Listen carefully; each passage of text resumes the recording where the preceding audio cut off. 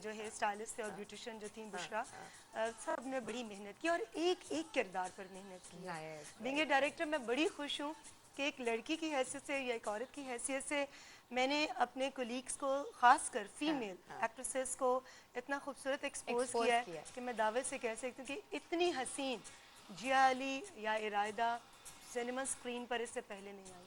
देखिए ये फिर बात होती है जो, क्योंकि ज़िंदगी भी हसीन है और उसमें जो कैरेक्टर्स हैं वो भी हसीन बनाने में प्रोड्यूसर का, डायरेक्टर का बड़ा कमाल होता है। उस बंदी ने जितनी, मैं आई एम श्योर कि इसका फल बहुत अच्छा मिलने वाला है। और जैसे भी रीमा ने बात की, ना भी मिले तो मुझे कोई भी अफसोस नहीं रहेगा। उसकी रीज़न ये है कि मैं वाकई पाकिस्तान के लिए और इंडस्ट्री के लिए, जिसने मुझे इतनी शोहरत दी, इतनी इज्जत दी, इसके लिए कुछ करना चाहती हूँ। हम एक ब्रेक लेते हैं और ये याद रखिएगा कि आज के प्रोग्राम में कितनी हंसी है ज़िंदगी के जो ड्रेस डिज़ाइनर्स हैं, जो स्टाइलिस्ट हैं, मेकअप आर्टिस्ट हैं, उन सब के हम आपको कमेंट्स भी दिखाएंगे कि कितना मज़ा आया उनको ये तमाम प्रोडक्शन में एक हिस्सा बनने पर। So keep watching and keep dreaming. Good morning Pakistan.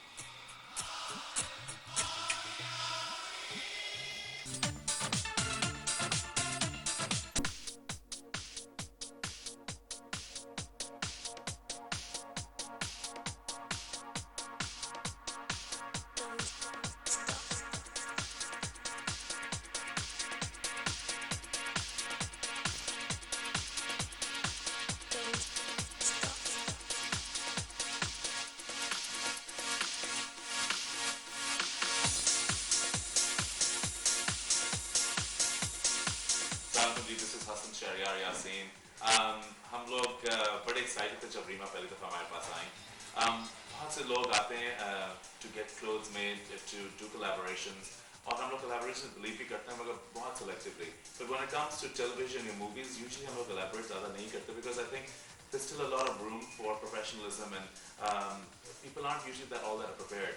मगर जब रीमा, आई थिंक सबसे पहले तो मैं कहूँगा कि रीमा से बढ़कर आई थिंक इतना बड़ा तो स्टार पाकिस्तान में है ही नहीं। So when I found out that she's going to do a movie, मैं obviously बहुत ज़्यादा excited था।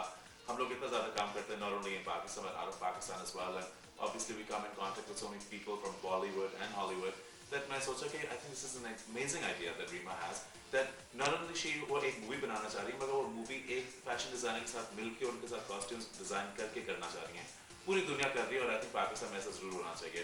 मगर फिर भी मैंने सोचा कि देखें कि रीमा क्या करेगी, क्या उनके प्लान्स होंगे। अपने सारे प्लान्स और अपनी सारी जो उन्होंने ऑर्गेनाइजेशनल स्किल्स जो दिखाई, आई वाज सो इम्प्रेस्ड। एक एक शॉट, एक एक सीक्वेंस, एक एक लोकेशन वाज थॉट आउट। वो किस तरह चाहती थी, वो मूवमेंट कैसे हो, what the movement of the actor will be like, what the movement of the camera will be like, storyline क्या होगी, उसके अंदर expectations क्या हैं, colors क्या होने चाहिए। There was so much preparation that एक designer होते हुए मुझे एक बहुत ज़्यादा I think इतनी ज़्यादा excitement थी कि मुझे लग रहा था कि हम लोग एक लॉलीवुड या बॉलीवुड नहीं मगर एक हॉलीवुड के प्रोजेक्ट के लिए काम कर रहे हैं। और इसके अलावा जैसे आप जानते हैं डिज़ाइनर तरफ से स्पॉइल्ड होते हैं, वो चाहते हैं कि वो अपनी मर्जी करें, ये वो करें। तो उन्होंने ये भी देखा कि जो डिज़ाइनर खुद करना चाह रहा है, जो मैं खुद जो क्रिएट करना चाह रहा हूँ, उन्होंने वो मुझे करने दिया। प्लस ऑब्वियसली उन्होंने मुझे गाइडेंस दी, मगर उन्होंने ये भी नहीं देखा कि क्या कॉस्ट होनी चाहिए, कितनी लिमिटेशंस होनी चाहिए, हम क्या कर सकते क्या नहीं कर सकते। जब एक डिज़ाइनर को एक free hand and open space मिले to be able to design, उससे बेहतर और क्या हो सकता है। So I am very excited. I think this is going to be a fun movie. वो ना मुझे बता रही है, ना लोगों को बता रही है। I am sure that's going to be a surprise. मगर जब ये मूवी निकलेगी तो I think everyone will love it because I think it was going to put Lollywood back on the map where it truly belongs, and I think no one can do it but Reema.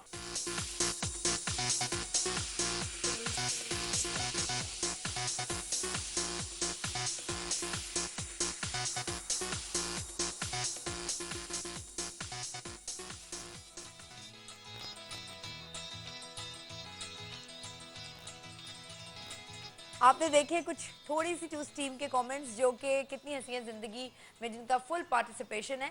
लेकिन अभी शेरू कह रहे थे कि मुझे बड़ा लिवे दिया गया, मैं काम भी अपनी मर्जी से कर लिया, लेकिन बॉस कितनी बनी? यार पता नहीं, मेरे में बॉसी एटीट्यूड नहीं है। क्यों? नहीं है, कभी कभी ऐसा नहीं है। नहीं, मैं मुझे ये बहुत नहीं गुस्सा है तो अभी तो खैर मेकअप वेकअप किया हुआ है, बट जब गुस्सा है, मेरे जो अपना कॉम्प्लेक्शन है तो मैं सिर्फ लाल हो जाती हूँ, तो मेरे चेहरे को देखकर अंदाजा हो जाता है किसको गुस्सा आया हुआ। तो लोग फिर अवॉइड करते हैं कि इससे इस वक्त बात ना करो। मैं चुप हो जाती हूँ, मुझसे शाउट नहीं किया जाता, जरा सा बोला नहीं गुस्से में रिएक्शन बस ऐसे गला तो गला क्या बस गुस्से में चुप हो जाती हूँ? चुप हो जाती हूँ, या रोना शुरू कर देती हूँ गुस्से में और बस उठ के चली जाती हूँ। बट ये कि शेरू हो गया, ये खुद अपनी अपनी फील्ड के अंदर बहुत अहमियत रखते हैं और बॉस हैं, और जिस तरीके से ये अपने तमाम स्टाफ के साथ काम करते हैं। लाइटमैन्स होते हैं, डीओपीज होते हैं, कैमरामैन्स होते हैं, उनके ऊपर रीमा जब प्रोड्यूसर बनी पीछे अरे डायरेक्टर बनी, क्या हो रहा था? नहीं यार, मैं वैसी नहीं हूँ। मुझे एक्चुअली मैं कहती हूँ कि जिस काम को जितनी मोहब्बत से किया जाए, हाँ जो उसका रिजल्ट है वो सबसे खूबसूरत होता है। ठीक है। और मेरे जितने भी टेक्नीशियंस हैं, क्योंकि ऑलमोस्ट सब काफ़ी एज के थे, इवन कि एनसीए से 1-2 स्टूडेंट्स मेरे साथ गए हुए थे। अच्छा। मेरे जो फोटोग्राफर हैं, जिनकी पूरी टीम मेरे साथ थी, इफ्तिखार पाशा साहब जिन्होंने ऑन द लोकेशन सारी फिल्म की फोटोग्राफी की है, उनका बेटा भी डायरेक्टर बनना चाह रहा था, तो वो मेरे साथ गया हुआ था, कुजूम साहब का। अच्छा अच्छा। तो वो भी साथ था। इसके अलावा मेरे जो असिस्टेंट दोनों असलम डार साहब और बशीर साहब, दोनों ऑलमोस्ट 50+ हैं। अच्छा। मगर उनकी जो मेहनत, मेरे डीओपी वकार बुखारी साहब, इसके अलावा मुजम्मल शाह साहब, इंडिया से भी 2 थे, अच्छा, ये हैदराबाद 50 स्टूडियो प्लस और से। 40 प्लस में मुझे याद आया एक बड़े मजे की बात। ये हमें प्लस प्लस प्लस प्लस, अच्छा जब हम बात करते हैं कि एजलेस ब्यूटीज भी होती हैं, और हम इतने कॉन्शियस इंडस्ट्री में क्यों हैं, मैं शोबिस की बात, ये टीवी की इंडस्ट्री में नहीं बात करी, मैं फिल्म इंडस्ट्री में बात करी, इतने कॉन्शियस क्यों होते हैं लोग? रीमा ये पार कर गई, रीमा ये पार कर गई, अब ये वाला साल शुरू हो गया, तो इतने साल से तो इंडस्ट्री में है, तो इतने साल पे आई थी तो प्लस इतना कर, भाई क्यों? शायद से देखें, सबसे पहली बात कि वो जिनके अंदर अपने अंदर बहुत बहुत बुग्ज होता है या बहुत घुटन होती है, वो अपनी घुटन को कोशिश करते हैं कि दूसरों की ज़ात की किरदार कुशी कर कर उसको निकालें। अच्छा क्यों? अब देखिए, इतना है क्या? विकीपीडिया इसमें से किरदार मालूमात कुशी की क्या लेते हैं, बात? विकीपीडिया से अगर मालूमात लेते हैं मेरी एज के हवाले से या मेरे करियर के हवाले से, ये सब कुछ किधर पढ़ा, कहाँ रहा, ये क्या एज है, स्कूल, कब हाँ, हुई, इस दिन पैदा हुई, ये नाम हाँ। है। अभी मैं एक मैगजीन में पढ़ी थी, उसमें मेरा नाम समीना लिख दिया किसी ने। अच्छा। और देखिए, जो मालूमात वहाँ डाली गई कंप्यूटर के अंदर, क्या किसी अथेंटिक इदारे ने डाली, राइट। क्या उनके पास कोई उसकी सबूत authenticity था? कितनी थी, हाँ। और मैंने कभी चेंज नहीं किया, इस वजह से कि मैंने कभी तवज्जो नहीं दी। लेकिन अभी जब ये इतना ज्यादा हुआ, मैंने कहा यार मुझे इन्होंने कितना बना दिया। मेरी खुशबख्ती कि मैं पहली फिल्म से हिट हो गई। पहली फिल्म में कितने साल की थी ये काउंट करता है। अब कोई आकर 25 साल का हो और आकर कहता है कि जी मैं अभी स्टार्ट किया और काम करते उसको 20 साल हो जाते हैं, तो कहते हैं जी मैं तो अब 16 का हुआ हूँ। तो वो इतना बड़ा झूठ बोलते हैं, तो मैं मुस्कुरा रही होती हूँ। मैं कितने साल की थी, इस चीज़ के गवाही आप जावेद फाजिल साहब से ले लीजिए, अब्दुल कयूम साहब से ले लीजिए, उनकी मिसेज इशरत आपा से ले लीजिए, इस्लाम भट्ट साहब से ले लें जो प्रोड्यूसर थे, या जो डीओपी थे रियाज तो हम भट्ट इसकी साहब। जंग क्यों लड़ते हैं? आपको नहीं लगता विद एज जिनको हर जिन- साल के साथ आपके शायद अंदर से जिनको एक्सपीरियंस बढ़ता है, complex होता है। मैच्योरिटी आती है, एंड हाँ शायद से जिनको कॉम्प्लेक्स होता है, मुझे कोई कॉम्प्लेक्स नहीं है। मेरी एज से ट्रिपल टाइम कोई ज़्यादा एज की हो, मैं कभी नहीं कहूँगी कि जी आप इतनी एज की हैं या आप मुझसे बड़ी लग रही हैं। मैं हमेशा ये सोचती हूँ कि यार ये मेरे से इतनी एज की है मगर ये मुझसे ज़्यादा फ्रेश लग रही हैं, इसका रीज़न क्या है?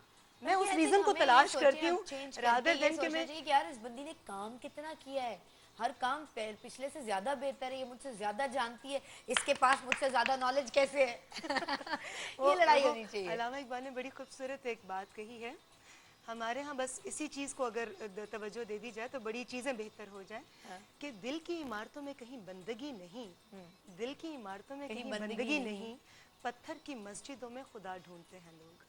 तो अपने अंदर ईमान पैदा करो, अपने अंदर खुशी पैदा करो, अपने अंदर दूसरों के लिए प्यार पैदा करो, तो उसकी अक्कासी आपके चेहरे पर भी होगी, आपकी जिंदगी में भी होगी। रीमा खान ने अपने आप को बहुत चेंज करना कैसे शुरू किया? इंडस्ट्री में आ गई रीमा खान, ये जो बाबी डॉल हमारी रीमा को कहा जाता है, बाबी से बचपन में खुद खेली मेरे कॉम्प्लेक्शन की वजह से, मेरे बालों की वजह से, मेरे बाल बहुत सिल्की, और इनको खुलाने के लिए पता नहीं मैं क्या क्या एक्सपेरिमेंट्स करती हूँ। मेरे डेड सिल्की बाल है, कभी कुछ स्ट्रीक्स करवाऊंगी, कभी शैम्पू इस तरह के यूज करूंगी कि थोड़ा इनमें बाउंस आ जाए और ये वो, बट डेड सिल्क जो मर्जी कर लो, 5 मिनट के बाद इन्होंने वैसे फ्लैट हो जाना। अच्छा बड़ा अच्छा, मुझे ये बताइए, बचपन में खेली है बारबी से?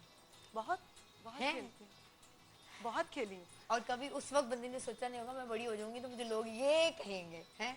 नहीं, अच्छा, तसव्वुर सबसे नहीं अच्छा किया था। रीमा मुझे को अब हमेशा अपने से दूसरे लोग ज़्यादा बेहतर लगे हैं। और जहाँ तक आपने ज़ात की बेहतरी की बात की, तो यहाँ मैंने नहजुल बलागा में एक बहुत खूबसूरत बात पढ़ी थी, जो नहीं जानता और नहीं जानता कि वो नहीं जानता, वो जाहिल है, उससे बचो। जो नहीं जानता और जानता है कि वो नहीं जानता, वो बेवकूफ़ है, उसे सिखाओ। वाओ। जो जानता है और नहीं जानता कि वो जानता है, वो सोया हुआ है, उसे जगाओ। और जो जानता है और जानता है कि वो जानता है, वो अक्लमंद है, उसके पीछे चलो।